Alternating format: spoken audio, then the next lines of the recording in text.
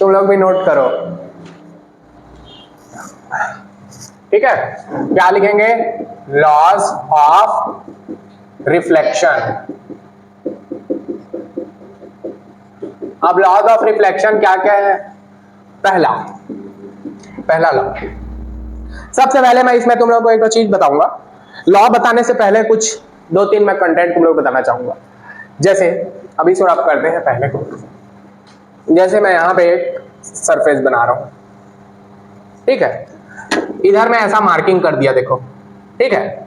अब जिस तरफ मैं ये वाला मार्किंग किया, इसका मतलब ये वाला साइड क्या है? अनपॉलिश्ड है। क्या है? अनपॉलिश्ड, मतलब इस तरफ पॉलिश नहीं है।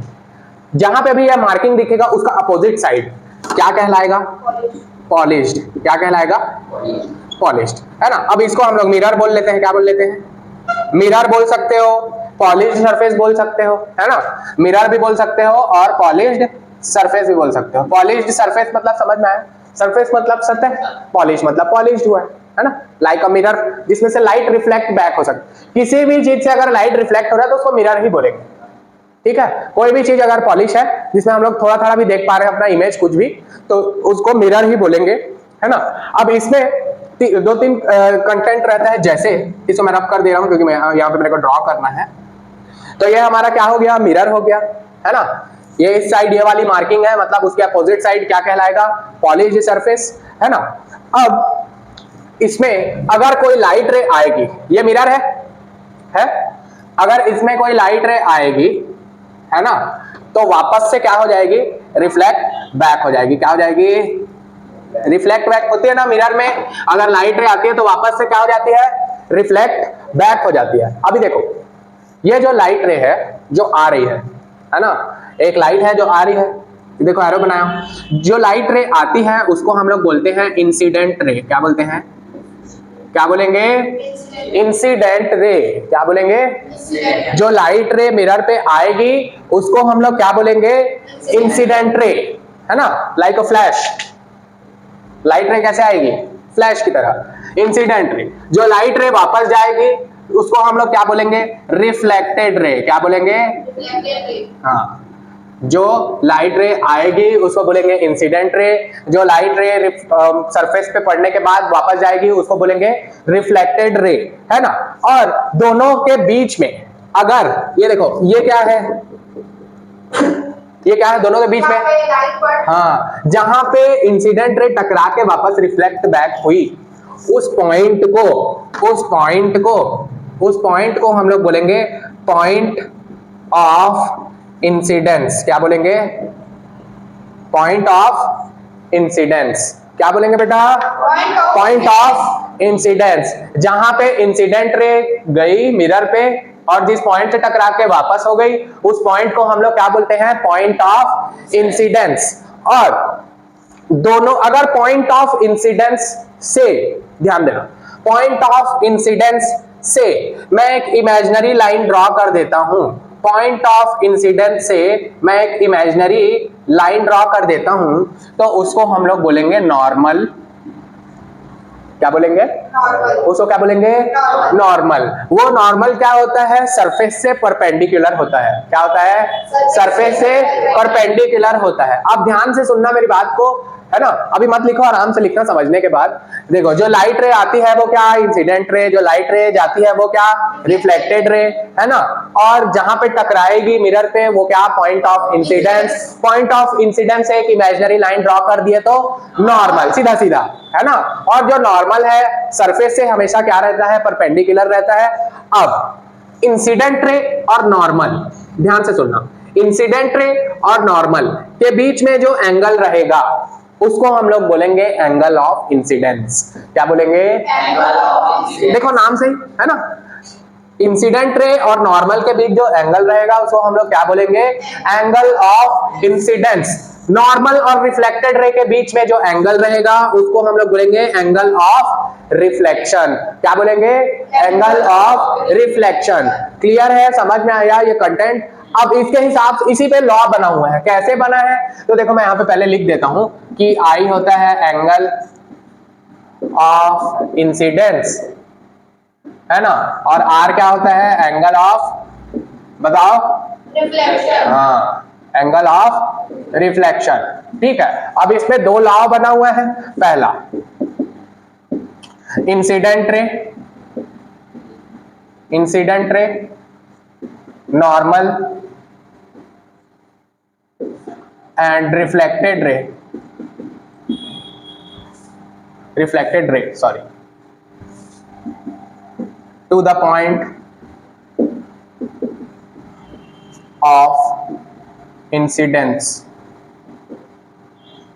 all lie in the same plane।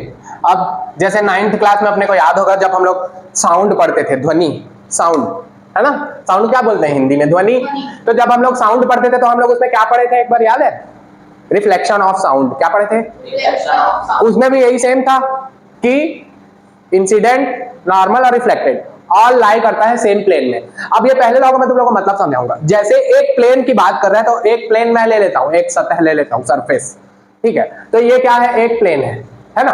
देखो इधर ध्यान से देखो बेटा, पहले बाद में लिखना, पहले देख लिया करो समझ। अब ये ऐसे ही रखा हूं, ठीक है, ये मिरर है। अभी अभी तुम लोगों को समझाने के लिए इसको मिरर समझो। ठीक है, एक प्लेन है, एक सरफेस है। पहले लॉ में हम लोगों को क्या बोला, incident ray, normal, reflected ray, तीनों to the point of incidence, point of incidence से all lie in the same plane. Plane मतलब एक प्लेन हो गया ये, है ना, एक सतह हो गया। देखो अब यहां से लाइट रे आएगी तो यहां से वापस रिफ्लेक्ट बैक हो जाएगी, यहां से लाइट रे आएगी, यहां से रिफ्लेक्ट बैक हो जाएगी। ध्यान से देखो किशन, यहां से लाइट रे आएगी, यहां से रिफ्लेक्ट बैक हो जाएगी। इसी में है दोनों। नॉर्मल कहां ड्रॉ करेंगे, यही ड्रॉ करेंगे बीच से, ये ड्रॉ कर दिए, क्लियर। अब इसी को ऐसे रखेंगे, इसी को ऐसे रखते हैं। यहां पे लाइट रे आएगी, यहां से चली जाएगी, यहां से लाइट रे आएगी और यहां से चली जाएगी। यहां पॉइंट ऑफ इंसिडेंस है बीच में, है ना, यहीं से नॉर्मल ड्रॉ करेंगे। अभी तुम लोग मेरे को बताओ, ये और ये, इससे बाहर निकला क्या, नहीं निकला। इसीलिए पहले लॉ में हम लोग को क्या बोला, all lie in the same plane. अब दूसरा लॉ है, बहुत इजी है। पहला रिफ्रैक्शन में, रिफ्लेक्शन, रिफ्रैक्शन और साउंड, तीनों में ये लॉ है, ये तीनों में सेम रहेगा थ्रू आउट। ठीक है, रिफ्रैक्शन का भी पहला लॉ सेम है, यही है। अब दूसरा लॉ क्या है इसका, देखो दूसरा है एंगल ऑफ, इतना लिखेगा कौन, डायरेक्टली अपन लिखते हैं, यहां पे तो लिख दिए हैं। देखो सेकंड लॉ क्या बोलता है कि angle of incidence is always equal to angle of reflection. ठीक है, angle of incidence is always equal to angle of reflection. इसका मतलब क्या है, अगर 45 डिग्री पे इंसिडेंट रे गई है तो रिफ्लेक्टेड रे भी कितने पे निकलेगी, 90 डिग्री पे गई है तो कितने पे निकलेगी, क्यों, क्योंकि एंगल ऑफ रिफ्रैक्शन किसके बराबर है, एंगल ऑफ इंसिडेंस के। क्लियर, ये है लॉज ऑफ रिफ्लेक्शन। इसको नोट कर लो अच्छे से, एकदम बकायदा, बढ़िया, तुम लोग भी नोट करो। What is mirror, mirror is a shiny, mirror is a shiny polished surface, mirror is a shiny polished surface, object भी लिख सकते हो, और object which reflects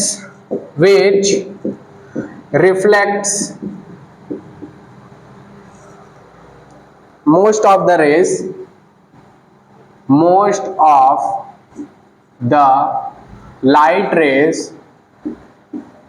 light rays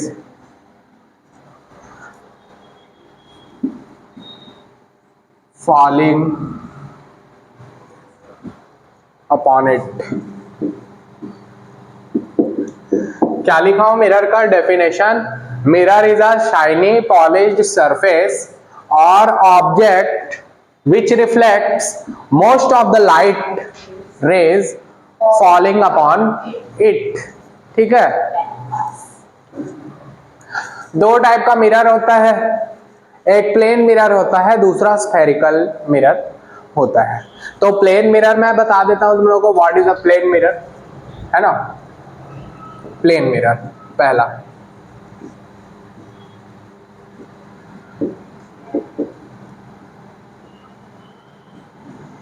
plane mirror, a mirror having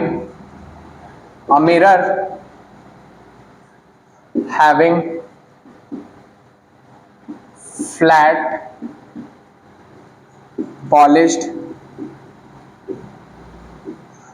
surface, a mirror having flat polished surface is known as plane mirror.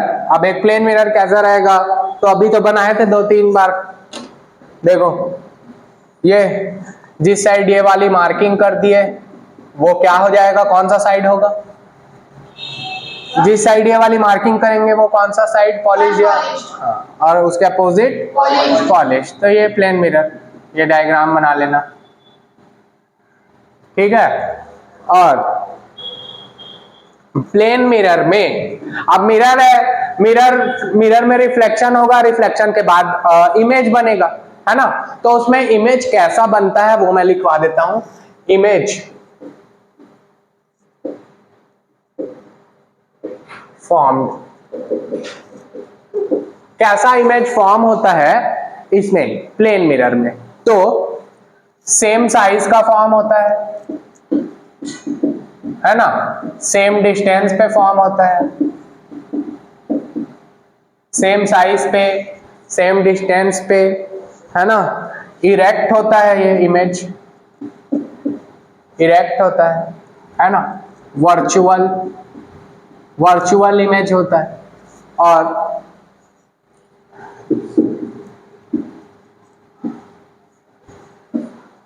Laterally inverted,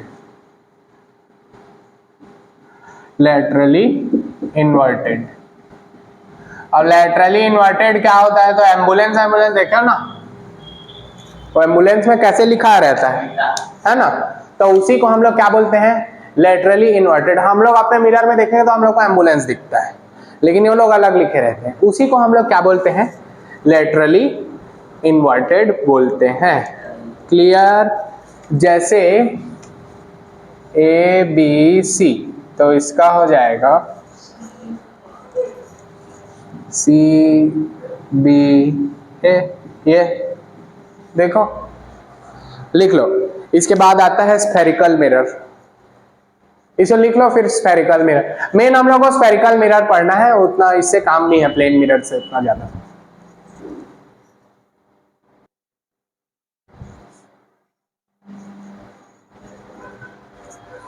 अब देखो इसके बाद आता है स्फेरिकल मिरर। क्या जाता है, स्फेरिकल मिरर। स्फेरिकल मिरर क्या होता है, what is spherical mirror? Mirror having curved reflecting surface is known as spherical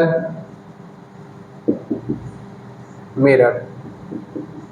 Mirror having curved reflecting surface. Plane mirror में क्या करते थे, उसका जो पॉलिश्ड सरफेस होता था, रिफ्लेक्टिंग सरफेस, है ना, वो प्लेन रहता था। स्फेरिकल मिरर में क्या है, उसका जो रिफ्लेक्टिंग सरफेस है वो क्या है, कर्व्ड, है ना। अब दो टाइप का होता है वो, एक कॉन्वेक्स और एक कॉनकेव। अब ये कॉनकेव और कॉन्वेक्स दोनों को हम लोग जानेंगे, इन दोनों में डिफरेंस क्या होता है, ठीक है। तो पहला लिखते हैं concave.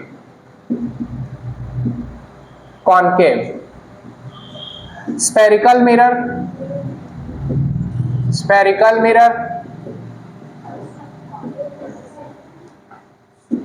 having its reflecting surface inwards, है ना। कॉनकेव में क्या है, spherical mirror having its reflecting surface inwards. Inwards मतलब अंदर की तरफ, इनवर्ड्स मतलब अंदर की तरफ। तो जैसे ये मैं मिरर बना दिया, अब मैं किस साइड वाली मार्किंग करूंगा, अनपॉलिश वाली, किस तरफ? अंदर। अंदर की तरफ से रिफ्लेक्टिंग सरफेस रहना। बाहर की तरफ मैं क्या करूंगा? मार्किंग करूंगा अनपॉलिश्ड वाली। अब ये कौन सा मिरर हो गया? Concave mirror. कौन सा मिरर? कॉनकेव। ठीक है, ये क्या हो जाएगा? इसका रिफ्लेक्टिंग सरफेस हो जाएगा। होगा कि नहीं होगा? अब इसका रिफ्लेक्टिंग सरफेस इनवर्ड्स है कि नहीं? अंदर की तरफ है, देखो इधर, इधर ये अंदर की तरफ इनवर्ड्स, तो इसको क्या बोलेंगे? Concave mirror. अब कॉन्वेक्स, कॉन्वेक्स में क्या रहेगा? बाहर की तरफ। बहुत बढ़िया। तो spherical mirror, spherical mirror having its reflecting surface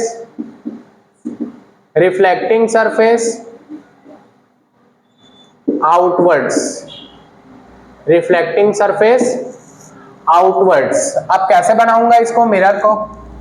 ये स्फेरिकल बन गया। किस तरफ मैं मार्किंग करूंगा अनपॉलिश्ड वाली? अंदर की तरफ मैं मार्किंग करूंगा अनपॉलिश्ड, तो बाहर की तरफ क्या हो जाएगा? Reflecting surface. अब ये हमारा क्या हो गया? Reflecting surface. कौन सा मिरर हो गया? तो कॉन्वेक्स। क्लियर? समझ में आया दोनों के बीच में डिफरेंस? क्या डिफरेंस है दोनों के बीच में? दोनों ही स्फेरिकल मिरर है। अगर बाहर की तरफ है रिफ्लेक्टिंग सरफेस तो कॉन्वेक्स मिरर, अंदर की तरफ है रिफ्लेक्टिंग सरफेस तो कॉनकेव। कॉनकेव मतलब रिफ्लेक्टिंग सरफेस इनवर्ड्स, अंदर की तरफ। कौन? रिफ्लेक्शन पढ़ लिए हैं, तो रिफ्लेक्शन होने के बाद, है ना, रिफ्लेक्शन होने के बाद हम लोग को दिखती ही चीजें मिरर पे, है ना, तो जो दिखता है उसको क्या बोलते हैं? इमेज। ऑब्जेक्ट और इमेज दोनों कनेक्टेड है। अभी यहाँ पे मैं खड़ा हूं तो मैं ऑब्जेक्ट हूं, लेकिन अगर मैं वहां आईने पे देखूंगा तो फिर वो क्या हो जाएगा? इमेज, है ना। ठीक है, तो इमेज भी दो तीन टाइप का रहता है, उसको हम लोग पढ़ते हैं। दो टाइप का रहता है, तीन नहीं। तो देखो इमेज पहले लिख लेते हैं। What is image? इमेज लिखो, optical appearance, optical appearance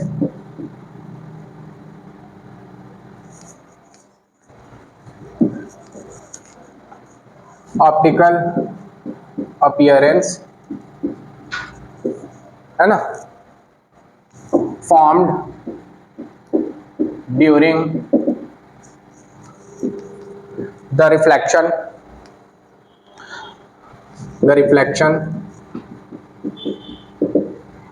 or refraction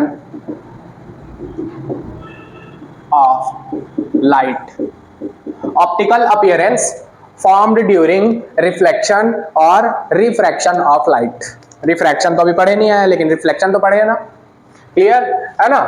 optical appearance मतलब जिसको आंख से हम लोग देख सकें, है ना, जिसको आंख से देख सकेंगे वो क्या है? ऑप्टिकल अपीयरेंस है। जो नहीं देख पाएंगे वो ऑप्टिकल थोड़ी ना।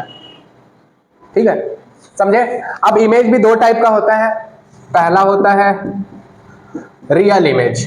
क्या होता है? Real image. अब रियल इमेज क्या होता है? हाँ, इमेज, इमेज, लेकिन उसका असली में चैप्टर में क्या डेफिनेशन है उसके हिसाब से हम लोग देखते हैं, है ना। Real image, image formed in front of mirror, in front of the mirror. Image formed in the front of mirror is known as real image। अब मिरर के सामने कैसे बोल रहे हो सर? है ना, मिरर के सामने इन द सेंस जैसे ये अपना मिरर है, प्लेन मिरर है। ये कौन सा मिरर है? प्लेन मिरर है, नॉर्मल, है ना, ऐसा जो वहां पे है। तो ये मिरर के सामने है फ्रंट, ये पॉलिश्ड सरफेस है। ठीक है जी, ये क्या है? पॉलिश्ड सरफेस या रिफ्लेक्टिंग सरफेस बोलेंगे। तो अगर इसके सामने कोई इमेज बन रहा है तो रियल इमेज। क्या है? रियल। अब इसके पीछे कोई इमेज बनेगा तो वो उसको बोलेंगे वर्चुअल इमेज। क्या बोलेंगे?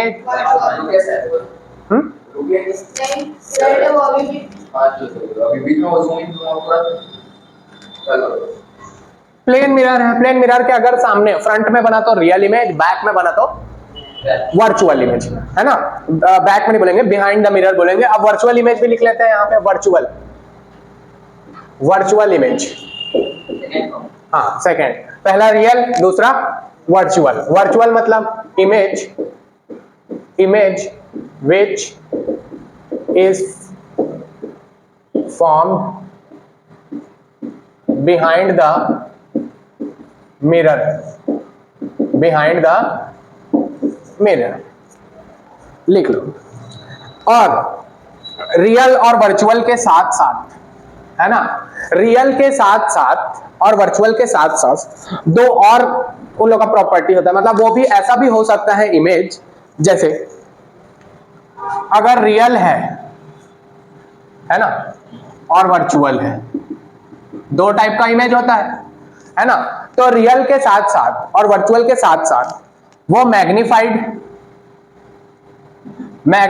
भी हो सकता है और डिमिनिश्ड भी हो सकता है, मैग्नीफाइड भी हो सकता है और डिमिनिश्ड भी हो सकता है। मैग्नीफाइड मतलब नाम से समझ आ रहा हो, मैग्नीफाइड बड़ा, जूम, है ना, मैग्नीफाइड मतलब बड़ा इमेज है, डिमिनिश मतलब छोटा इमेज है ना।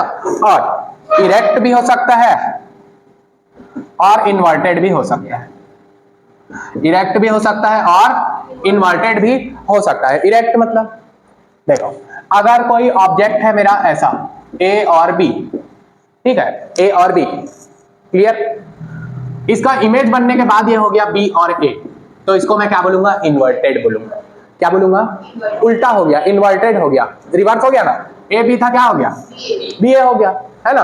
अब वो इरेक्ट कब बोलेंगे, जब ए बी का इमेज ए बी ही बन जाए तो क्या बोलेंगे, इरेक्टेड बोलेंगे। क्लियर, ये और अच्छे से समझ आएगा हम लोग को जब हम लोग रे डायग्राम चालू करेंगे। क्या चालू करेंगे, रे डायग्राम्स, ठीक है। अब इतना लिखो, ये हो गया है। इसके साथ साथ मैं क्या बताया तुम लोग, इमेज रियल और वर्चुअल के साथ, अगर रियल है तो दो और चीज हो सकता है, क्या क्या, रियल है तो मैग्नीफाइड भी हो सकता है, इरेक्ट भी हो सकता है, रियल है तो डिमिनिश्ड और इन्वर्टेड भी हो सकता है, रियल है तो मैग्नीफाइड इन्वर्टेड भी हो सकता है, रियल है तो डिमिनिश्ड और इरेक्ट भी हो सकता है, मतलब जितना पॉसिबिलिटी है हो सकता है, ऐसा समझना है। क्लियर, इसको नोट करो आराम से।